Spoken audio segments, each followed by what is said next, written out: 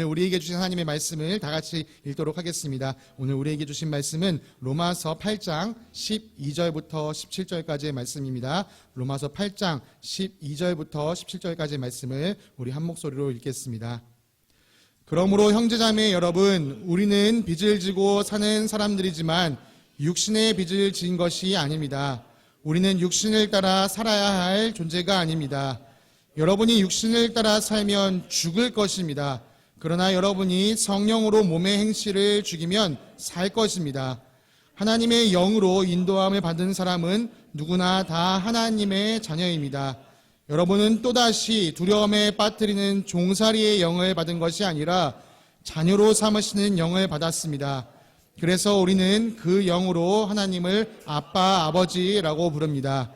바로 그때 그 성령이 우리의 영과 함께 우리가 하나님의 자녀임을 증언하십니다. 자녀이면 상속자이기도 합니다. 우리가 그리스도와 함께 영광을 받으려고 그와 함께 고난을 받으면 우리는 하나님이 정하신 상속자요 그리스도와 더불어 공동 상속자입니다. 아멘. 네, 자리에 앉으시겠습니다. 예배 시작 때도 말씀드렸지만 우리 지체들 가운데 많은 사람들이 또 지금 코로나를 겪고 있는 가운데 있다고 합니다. 우리 아까 기도해 주신 것처럼 우리 황영자 권사님 처음으로 코로나가 시작된 지 거의 이제 4년이 돼가요. 처음으로 코로나에 걸리셨는데 통화를 해봤는데 목은 조금 잠기시고 하셨지만 큰 증상 없이 잘 지나가고 계시다고 하십니다. 또 우리 이민양 집사님도 오늘 코로나 때문에 함께 이 자리에 참석하지 못하셨고요. 또 가족여행을 떠난 지체들도 있습니다. 그래서 우리가 자리가 군데군데 비어있지만 또 우리가 지금 화면으로 함께 예배를 드리고 계신 분들이 계시니까요. 우리가 함께 이 시간 마음을 모아서 온전히 주님 앞에 나아가면 좋겠습니다. 우리 또 목자님 기도해 주신 것처럼 이번 주에는 태풍이 지나갔었습니다. 감사하게도 이 태풍이 엄청 클 것이다 이렇게 예보가 됐었지만 또 잠잠하게 잘 지나갔던 것을 우리가 경험하게 되었습니다. 그럼에도 불구하고 여전히 이 태풍 때문에 피해를 입은 사람들이 주변에 덜어 있다고 합니다. 이들에게 주님의 은혜가 내리기를 우리가 함께 기도했으면 좋겠습니다. 참 이런 자연현상 하나를 봐도요, 우리가 참 이 자연 앞에 얼마나 한없이 연약하고 작은 존재인가 이것을 돌아보게 됩니다. 이 자연 만물 앞에서도 이렇게 작다면 이 자연 만물을 만드신 하나님 앞에선 우리는 얼마나 더 작을까요? 오늘도 그 겸손한 마음을 가지고 주님 말씀 앞에 서는 저희들 되기 원합니다. 오늘 우리가 살피는 말씀은요, 이 로마서 말씀, 우리가 지난 한 주간 살폈던 말씀 중에 있는 것입니다. 이 말씀을 통해서 오늘은요, 하나님이 꾸시는 꿈, 하나님의 꿈에 대해서 생각해 보기 원합니다. 사실 하나님이 꿈을 꾼다는 것은 말이 되지 않는 표현입니다. 여러분, 꿈, 소원, 소망 이런 건 우리 사람들에게나 의미 있는 말입니다. 왜냐하면 우리가 원하는 바를 다 내가 이룰 수 없기 때문이죠. 여러분께서 함께 기도해 주신 덕분에 제가 지난주 월요일 날 지방에 잘 다녀왔고요. 또 거기서 성경고사를 잘 치르고 돌아왔습니다. 요즘 제게는 작은 꿈이 하나 있습니다. 제가 다음 주 주일까지 이제 목사 시치를 위해서 논문을 3편을 지금 더 써야 되는 상황이거든요. 그것을 잘 마무리 질 수 있는 게 제 작은 꿈입니다. 이처럼 내 힘으로 할 수 없는 것들이 있어야 우리는 꿈을 꾼다라고 얘기할 수 있습니다. 우리 하나님은 전능하시기 때문에요, 이루지 못할 일이 없으십니다. 그러니 당연히 하나님이 이걸 바란다, 꿈꾼다 이럴 게 있을 이유가 없으시죠. 그럼 도대체 저는 무슨 생각으로 여러분 앞에 하나님의 꿈이다라는 제목으로 말씀을 선포하고 있을까요? 여러분 함께 생각해 주시기 바랍니다. 오늘 본문 12절에서 바울은 이렇게 말합니다. 죄송합니다. 그 화면 한 번만 조정 부탁드리겠습니다. 네, PPT 한 번만 넘겨주시겠어요? 네, 제가 읽어드리겠습니다. 그러므로 형제자매 여러분, 우리는 빚을 지고 사는 사람들이지만 육신의 빚을 짓는 것은 아닙니다. 여러분, 바울은요, 이 오늘 성경 처음 시작할 때요, 우리가 빚진 자이다. 그런데 어디에는 빚진 게 아니다라고 말하죠? 육신에는 빚을 진 것이 아니다. 여러분, 혹시 누군가에게 빚을 지고 살아보신 경험이 있으신가요? 이 빚을 진다는 것은요, 참 쫄리는 일입니다. 내가 길을 가다가 이 빚쟁이를 만나지 않을까 조마조마하며 살아가다가 갑자기 골목에서 탁 꺾다가 그 빚쟁이를 탁 마주치면 하면서 갑자기 온갖 비위를 맞춰주기 시작합니다. 오늘따라 예뻐 보이세요. 오늘따라 정말 멋있어 보이십니다. 그래야지 지금 내가 진 빚을 당장 갚아, 이 얘기를 안 들을 수 있기 때문이죠. 여러분, 저에게 자랑이 한 가지 있다면 저는 지금까지 빚을 져본 일이 없습니다. 가져본 것도 없지만 빚을 져본 일도 없습니다. 뭐 그 흔한 사실 학자금 대출도 받아본 적 없습니다. 와, 공부 엄청 잘했나 보네요. 그런 건 아니고요. 제가 이 학비를 내야 될 때 부모님께서 도와주셨기 때문에 저는 빚을 져본 적이 없습니다. 엄밀히 따지면 사실 부모님께 빚을 진 것이지만요. 여러분, 세상 천지 어디에 자녀가 내가 부모한테 빚졌다 생각하고 사는 자녀가 어디 있겠습니까? 자녀의 뻔뻔함이자 당당함입니다. 바울은요, 우리가 육신의 빚을 지지 않았다라고 말합니다. 그러므로 우리는요, 육신의 눈치를 살 필요가 없습니다. 우리는 육신의 눈치를 살필 필요가 없습니다. 여러분, 우리가 함께 읽은 로마서 말씀, 계속해서 읽었던 로마서 말씀을 기억해 보시면요, 이 로마서 8장 초반에는요, 육신을 따라 사는 사람, 성령을 따라 사는 사람, 이것을 대조하면서 계속해서 얘기하고 있습니다. 여기서 따른다라고 말해 이 번역된 단어는요, 이 헬라어 원어에서 카라라는 전치사인데요, 이게 무슨 뜻이냐? 뭐뭐 아래 있다, 이런 뜻입니다. 그러니까 육신을 따라 사는 사람, 육신 아래에 있는 사람, 성령을 따라 사는 사람, 성령 아래에 있는 사람, 이것을 이야기하는 것이죠. 우리가 계속 지난주에 얘기했던 것처럼 의의 종, 죄의 종의 개념이 있는 것입니다. 육신의 빚을 지지 않았으니까요, 우리는 육신의 눈치를 볼 필요가 없고 우리는 육신의 종이 아닙니다. 그래서 아까 12절에서 얘기했던 것처럼 우리는 육신을 따라 살 존재가 아니라 육신의 종이 아니다. 그럼 이제 여러분, 우리는 누구의 눈치를 보면 누구의 종으로 사는 것일까요? 바울은요, 하나님께서 죄의 종에 매여 있던 우리가 치러야 될 그 죄의 값을 예수 그리스도를 통해 속죄 제물로 다 메꿔주셨다, 다 갚아주셨다라고 이야기합니다. 하나님께서는 이 예수를 속죄 제물로 내어주셨습니다. 여러분, 하나님은 우리의 몸값을 내어주시고 우리를 풀어주셨습니다. 그러니까 우리가요, 엄밀히 따지면 이제 누구한테 빚을 지고 있습니까? 하나님께 빚을 지고 있습니다. 그렇다면 이제 우리는 누구의 눈치를 봐야 됩니까? 하나님의 눈치를 봐야 합니다. 근데 여러분 중에 삶에서 하나님 눈치 보고 사시는 분들 계십니까? 아마 거의 없으시라고 생각합니다. 여러분의 목숨값을 빚지고 있음에도 불구하고요, 내가 하나님께 빚진 자다라는 의식을 가진 사람은 많지 않습니다. 참 배은망덕하죠. 네, 우리는 이런 배은망덕한 연약함이 있는 사람들입니다. 그런데요, 우리가 빚을 지고도 빚을 진 것을 느끼지 못하고 살아가는 이유는요, 사실 저는 또 하나님께 있다라고 생각합니다. 그것은 빚을 진 우리를 대하시는 하나님의 태도가 이 땅의 빚쟁이들과는 다르기 때문이죠. 오늘 본문과 이 비슷한 말씀이 갈라디아서, 그러니까 이 로마서보다 먼저 쓴 편지에도 기록되어 있는데요, 이 말씀을 여러분 한번 읽어보기로 합니다. 갈라디아서 4장 5절부터 7절까지의 말씀입니다. 그것은 율법 아래에 있는 사람들을 속량하시고 우리로 하여금 자녀의 자격을 얻게 하시려는 것이었습니다. 그런데 여러분은 자녀이므로 하나님께서 그 아들의 영을 우리 마음에 보내주셔서 우리가 하나님을 아빠, 아버지라고 부를 수 있게 하셨습니다. 그러므로 여러분 각 사람은 이제 종이 아니라 자녀입니다. 자녀이면 하나님께서 세워주신 상속자이기도 합니다. 바울은 하나님께서 우리를 왜 속량하셨다고 말하나요?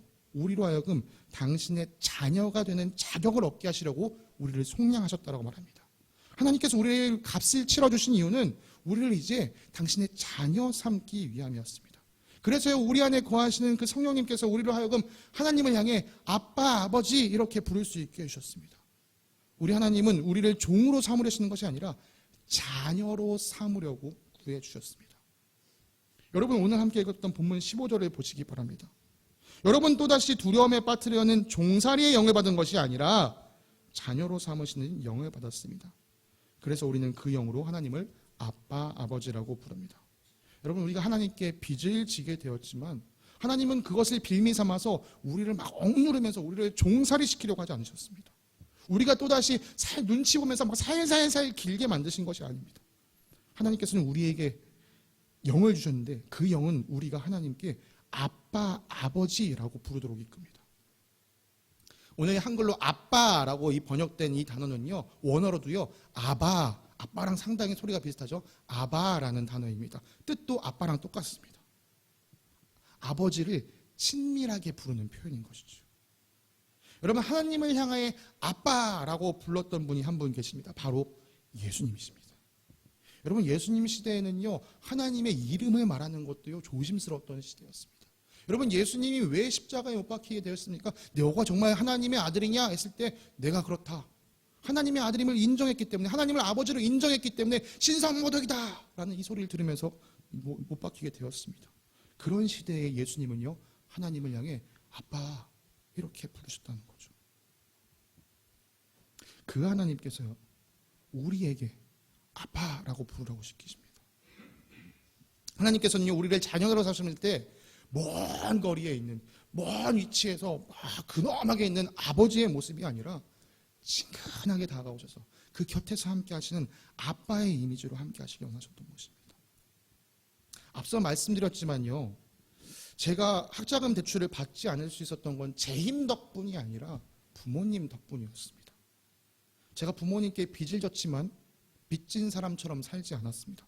왜 그렇죠? 부모님이 저에게 빚쟁이처럼 대하지 않으셨기 때문입니다. 그래서 저는 그냥 부모님께 감사하는 마음을 가지고 살아갈 뿐입니다. 할 수만 있으면 부모님께 효도하려고 합니다. 물론 그렇다고 해서 제가 늘 부모님께 공손하게 대하거나 잘하는 건 아닙니다. 사실 이번 주에도요, 제가 어머니랑 통화하다가 좀 틱틱거린 적이 있었는데요. 이 나이가 돼도 이러고 있습니다. 네. 여러분, 못된 아들 이야기 하니까요, 성경에 있는 또 다른 못된 아들 하나가 떠오릅니다. 우리에게는 돌아온 탕자라고 알려진 이야기인데요. 사실 이 이야기는 이 이야기의 주인공은 집을 떠났던 둘째 아들이 아니라 그 아들을 받아준 아버지가 주인공입니다. 여러분 다 아시는 이야기지만 제가 좀 짧게 정리해 보겠습니다.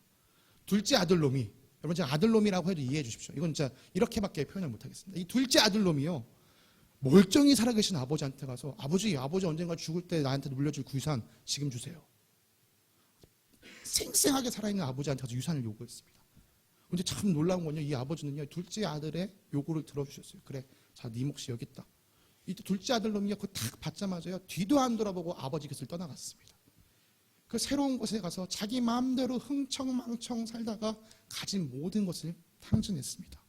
그리고 그 땅에 있는 어느 집에 들어가서 돼지를 치는 일을 하며 살았습니다. 그때 또 하필 근데 그때요, 아주 큰 흉년이 들어서 먹을 것도 없었어요. 그래서 이 둘째 아들놈이요, 돼지가 먹는 쥐염 열매를 보면서 와, 저거라도 주워 먹어야겠다. 그렇게 생각하다가 비로소 정신을 차리고 혼자 이렇게 중얼거렸습니다. 내 아버지의 그 많은 품꾼들에게는 먹을 것이 남아도는데 난 여기서 굶어 죽는구나. 내가 일어나 아버지에게로 돌아가서 이렇게 말씀드려야겠다. 아버지, 내가 하늘과 아버지 앞에 죄를 지었습니다. 나는 더 이상 아버지의 아들이라고 불릴 자격이 없으니 나를 품꾼의 하나, 나를 종으로 삼아 주십시오. 이렇게 내가 가서 아버지한테 말씀드려야지 생각하고요, 집으로 터벅터벅 돌아갔습니다. 아직 살던 마을이 도착하려면 한참 길이 멀렸는데요, 저 마을 입구에서 누군가 빠바바박 달려오는 게 보입니다. 그리고 자세히 보니까 저 누구지? 누가 달려오지? 자세히 보니까 아버지예요. 그 아버지가 이 누추한 돼지우리에서 막 지금 나와가지고 막 돼지똥 냄새가 나는 그 아들을 팍 끼워놔줬습니다. 그리고 입에 맞춰줬습니다. 아들은 너무 깜짝 놀랐습니다. 그래서 내가 지금 아버지한테 해야 할 말이 있지, 그 말을 던졌습니다. 아버지, 내가 하늘과 아버지 앞에 죄를 지었습니다. 이제부터 나는 아버지의 아들이라고 불릴 자격이 없습니다. 그러나 아버지는요, 아들의 말을 듣는 채 마는 차고요, 종들에게 이렇게 이야기했습니다. 어서 가서 가장 좋은 옷을 꺼내서 그에게 입히고 이 아들에게 입혀주고 손에 반지를 끼워주고 발에 신을 신겨줘라. 그리고 살찐 송아지를 끌어내다가 잡아라. 우리가 먹고 즐기자. 나의 이 아들은 죽었다가 살아났고 내가 잃었다가 되찾았다. 아버지로부터 받은 이 유산을 다 말아먹은 아들이요, 집에 돌아갈 때는요, 나는 이제 더 이상 아버지의 아들이라고 하지 못할 거야. 나는 종으로 사는 것으로 만족해 하고 돌아왔습니다. 그런데 아버지는 어떻게 대하셨죠? 아니야, 너는 종이 아니야. 너는 내 아들이야. 하나님께 큰 빚을 지고 있는 우리는요, 감히 하나님의 자녀라고 불릴 것을 상상조차 하지 못합니다. 그저 우리를 종으로 삼아주신다 하면 그마저도 황송할 따름이죠. 그런데 하나님은요, 우리를요, 종으로 대하지 않으십니다. 우리에게 말씀하여 주십니다. 너를 아들로, 너를 내 딸로 삼겠다. 사랑하는 아들아, 사랑하는 딸아, 내가 너의 아빠, 내가 너의 아빠가 될 거야. 에이, 설마 하나님이 나에게 정말 이런 대우를 해주시겠어? 우리는 믿지 못합니다. 그래서요, 우리 안에 주신 그 성령께서 우리에게 또 이렇게 증언하여 주십니다. 바로 그때에 그 성령이 우리의 영과 함께 우리가 하나님의 자녀임을 증언하십니다. 저는 이게 하나님의 꿈이라고 생각합니다. 하나님께서 예수님을 통해 이루어주신 일들을 믿는 사람들이 이제는 하나님께 나와가 하나님께 친밀하게 아빠 이렇게 부르는 거 말이죠. 제가 아까 이제 20일까지 마무리 져야 되는 논문 몇 편이 있어서 그걸 다 쓰는 게 제 꿈이다라고 말씀드렸지만요. 사실 그건 꿈이라고 말하기도 아깝습니다. 왜요? 어차피 일주일 뒤면 지나갈 일이잖아요. 저는 그걸 꿈으로 꾸지 않습니다. 사실 제가 꾸고 있는 요즘 새로운 꿈이 하나 있습니다. 얼마 전에 아내와 함께 병원에 가서 초음파로 제 뱃속에 있는 아이 새뿌미를 만나고 왔습니다. 참 생명이 얼마나 신비로운지 제가 2주 전에 봤을 때는요, 제 새끼 손톱만 했거든요. 새뿌미 크기가. 근데 이번에 초음파를 찍으니까 이 2마디만큼 컸습니다. 더 놀라운 건 그 작은 몸에 머리가 달려있고 팔이 달려있고 다리가 달려있더라고요. 심지어 팔과 다리가 막 움직이는 것을 보았습니다. 여러분 한번 보시겠어요? 이거 머리가 지금 나가고 있고요. 팔 꼼지락거리는 거 보셨나요, 여러분? 야, 이 팔 꼼지락거리는 이 모습. 저는요, 이 팔 꼼지락거리는 걸 보는 순간 알았습니다. 이야, 새뿌미가 우리가 지금 자기 보고 있다는 걸 알고 인사하고 있구나. 아니, 이 아이가 인사성이 밝고 예의가 바를 뿐 아니라 심지어 벌써 인사라는 개념을 알고 있구나. 와, 이 어쩌면 천재일 수도 있겠다. 말도 안 되는 소리죠. 그냥 끔찍끔찍 하는 건데요. 혼자서 아빠니까 그런 생각을 해본 겁니다. 그런데요, 그 순간 저는 사실 정말 그런 꿈을 꿨습니다. 이 아이가 태어나서 나를 알아봐주고 반겨주면 이 아이가 나를 향해서 아빠라고 불러주면 얼마나 행복할까. 저는 하나님의 마음이 그 마음과 다르지 않다고 생각합니다. 우리가 하나님을 향해 정말 친밀하게 아빠 이렇게 부를 때 하나님의 마음이 얼마나 기쁘실까요? 여러분, 우리의 삶을 살아가면서 그런 삶이 이어지길 간절히 소망합니다. 여러분, 하나님이요 멀리 계시지 않습니다. 여러분과 늘 함께 하십니다. 그래서 여러분, 하나님은요 여러분에게서 이런 것들을 듣기 원하세요. 아빠, 저 오늘 하루 이런 일들을 행하고 나가야 될 것 같아요. 제가 이 일을 행할 힘이 없으니까 아빠가 좀 도와주세요. 아빠, 저 오늘 이렇게 하고 싶은데요, 이렇게 하는 게 정말 아빠의 뜻에 맞는 걸까요? 혹시 아빠가 기뻐하지 않으시는 일이라면 저 하지 않을게요. 아빠, 저 오늘 정말 마음이 너무 힘들어요. 내 주변 사람들이 날 왜 이렇게 힘들게 하는지 모르겠어요. 아빠, 근데 그렇지만 내가 저 주변 사람들 미워하지 않게 나를 좀 위로해 주세요. 아빠, 아시죠? 난 오늘도 주님, 아빠의 은혜 없이는 살아갈 수 없는 존재예요. 아빠가 날 늘 바라보고 계시고 아빠가 나에게 은혜를 부어주신다는 거 저 믿어요. 오늘 하루 잘 살 수 있게 도와주세요. 여러분, 자녀가 그렇게 여러분에게 친밀하게 나아갈 때 여러분 얼마나 행복하십니까? 여러분, 하나님이 원하시는 꿈이, 우리에게 꾸시는 꿈이 바로 이와 같습니다. 죄의 종으로 눌려 살던 우리를 하나님께서 구원해 주신 것은요, 우리가 예전처럼 그렇게 눌려 사는 것에 머물지 않고 이제는 하나님을 친밀한 아빠로 고백하면서 정말 사랑을 느끼면서 정말 자유로우면서 정말 평안함을 누리면서 아빠 되신 하나님과 이 친밀한 관계 안에서 사랑을 나누는 것. 여러분, 이게 하나님께서 우리를 향해 꾸시는 꿈이라고 생각합니다. 이렇게 우리는 하나님을 아빠라고 부르며 오래오래 행복하게 살았습니다. 이렇게 마무리되면 참 좋을 텐데요, 그죠? 동화들은 대부분 이렇게 마무리되지 않습니까? 그런데 우리의 삶은 그렇게 끝나지 않습니다. 17절 말씀에 이렇게 이어집니다. 자녀이면 상속자이기도 합니다. 우리가 그리스도와 함께 영광을 받으려고 그와 함께 고난을 받으면 우리는 하나님이 정하신 상속자요 그리스도와 더불어 공동 상속자입니다. 여러분, 우리가 하나님의 자녀가 되었다는 것은 곧 하나님의 상속자가 되었다는 뜻이기도 합니다. 그런데 내가 자녀라고 해서요 상속이 곧바로 이루어지는 건 아닙니다. 내가 원하는 때, 아까 봤던 그 탕자처럼요 그렇게 이루어지는 게 아니에요. 상속은 때가 돼야 이루어지는 것입니다. 우리도 마찬가지입니다. 우리가 이제 하나님의 자녀가 되었다면요 하나님께서 정하신 그 마지막 때에 하나님께서 주시는 것을 상속하게 될 것입니다. 사실 하나님의 참된 상속자는 예수님 한 분밖에 없습니다. 그러나 하나님은요, 우리를 예수님을 통해 자신의 양자 삼아 주시면서 그리스도와 더불어 공동 상속자가 되게 해주셨습니다. 그런데 여기에는요, 한 가지 조건이 있습니다. 그것은 그리스도께서 영광을 받으시기 위해 고난을 받으셨던 것처럼 우리도 예수 그리스도의 고난에 참여해야 한다는 것입니다. 우리가 그리스도인으로서 고난에 참여하는 여러 가지 고난이 있겠지만요, 오늘 본문에서는 특별히 한 가지에 대해서 이야기해 줍니다. 13절 말씀입니다. 여러분이 육신을 따라 살면 죽을 것입니다. 그러나 여러분이 성령으로 몸의 행실을 죽이면 살 것입니다. 육신을 따라 육신 아래 살면 죽습니다. 그러나 성령으로 몸의 행실을 죽이면 삽니다.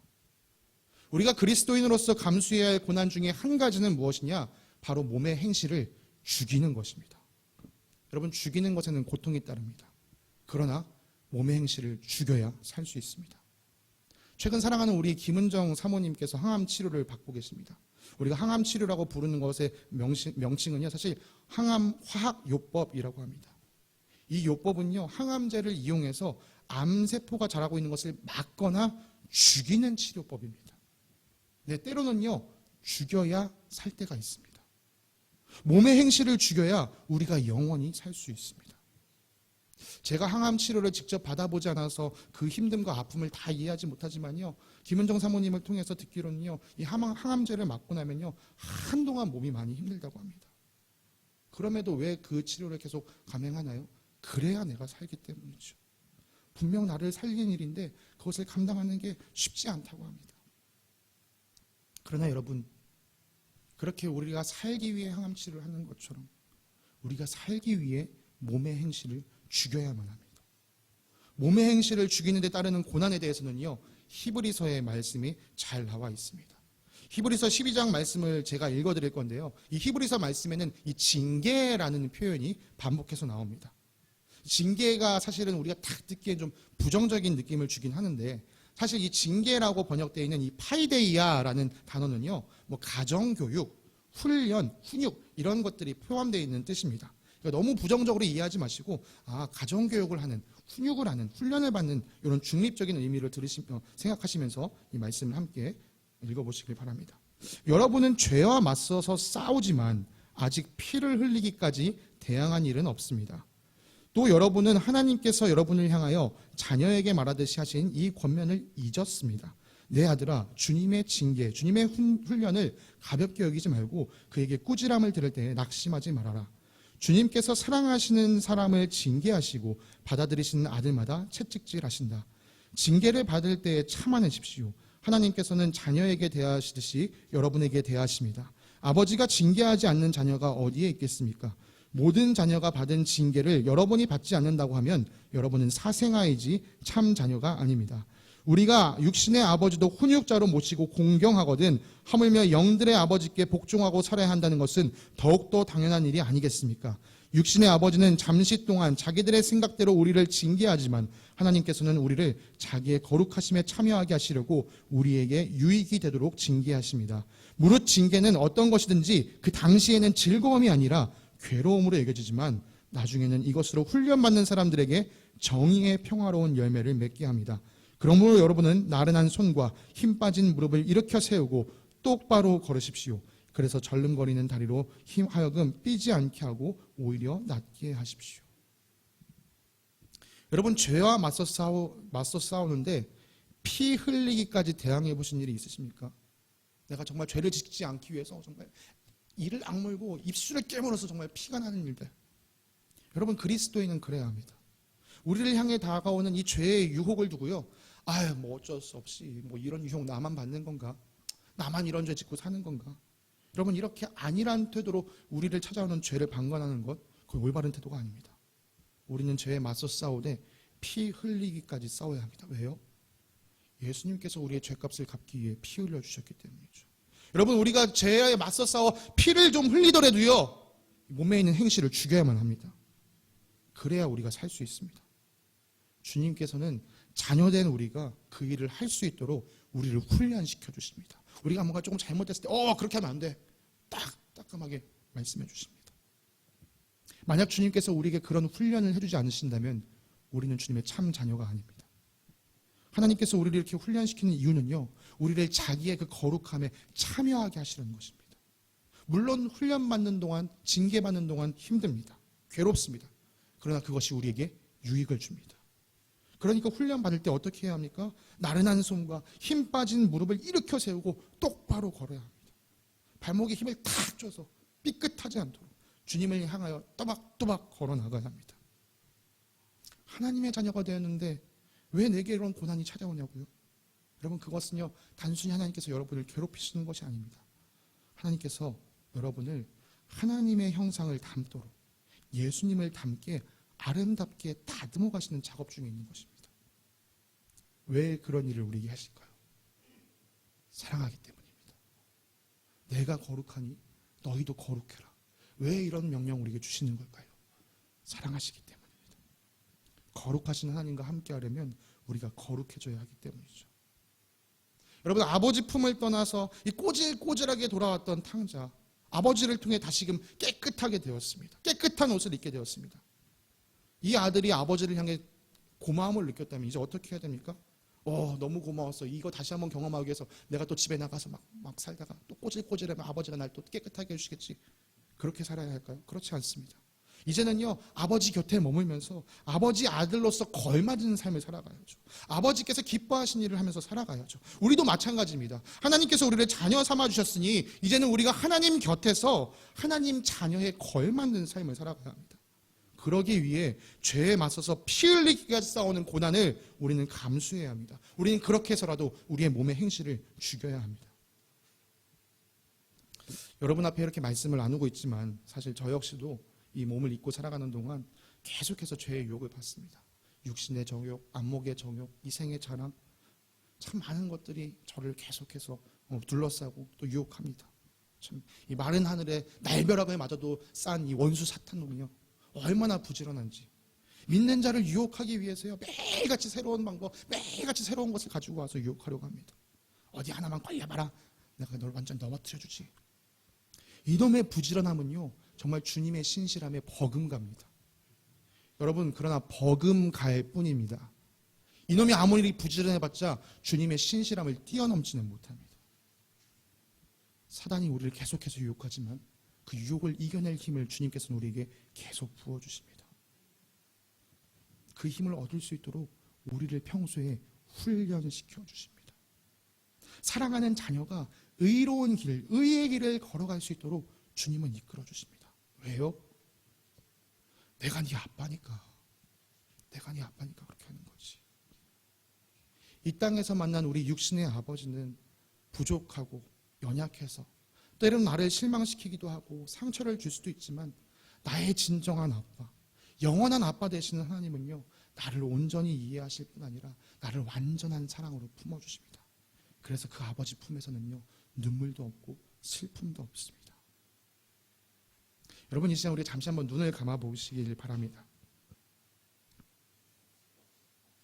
그리고 이 시간은 사랑하는 아빠 되신 하나님을 떠올리는 시간을 갖기 원합니다. 여러분, 할 수만 있다면 마음을 다해 하늘의 보좌를 한번 상상해 보시기 바랍니다. 그 보좌에 앉으셔서 우리를 바라보시는 하나님과 눈을 마주치시기 바랍니다. 하나님은 여러분을 향하여 그윽한 사랑의 눈빛으로 바라보시면서 또 우리에게 사랑을 부어주십니다. 그리고 말씀해 주시죠. 그래, 사랑하는 아들아, 사랑하는 내 딸아, 내가 네 아빠야. 여러분, 이제 우리도요, 우리에게 이렇게 사랑을 부어주시는 아버지의 꿈을 이루어드리기 원합니다. 여러분, 마음속 깊은 곳에서 사랑과 존경을 담아서 하나님께 말씀을 걸어보세요. 아빠, 아빠 저예요. 아빠 감사해요. 아빠 사랑해요. 이렇게 하나님의 꿈을 이루어드리는 사랑하는 겨자씨 교인들 되시기를 간절히 소망합니다. 함께 기도하겠습니다. 아빠, 아버지 되시는 하나님 감사합니다.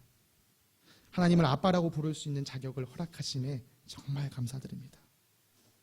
하나님을 저 멀리에, 저 높이에 계신 우리와 멀리 떨어져 있는 분으로 우리가 여기지 않게 하시고 우리와 가까이 하시며 또 우리를 돌봐주시는 아빠로 느끼며 살아가게 해주십시오. 그래서 저희들이 아빠가 기뻐하는 삶을 생각하면서 살아갈 수 있도록 이끌어 주십시오. 주님, 이렇게 기도드리지만 저 원수 사단이 우리를 넘어뜨리려고 매일같이 우리를 공격해 옵니다. 주님, 또 우리 몸에 배어있는 이 깊숙이 배어있는 죄의 습관이 계속해서 우리를 옛 자아로 이끌어갑니다.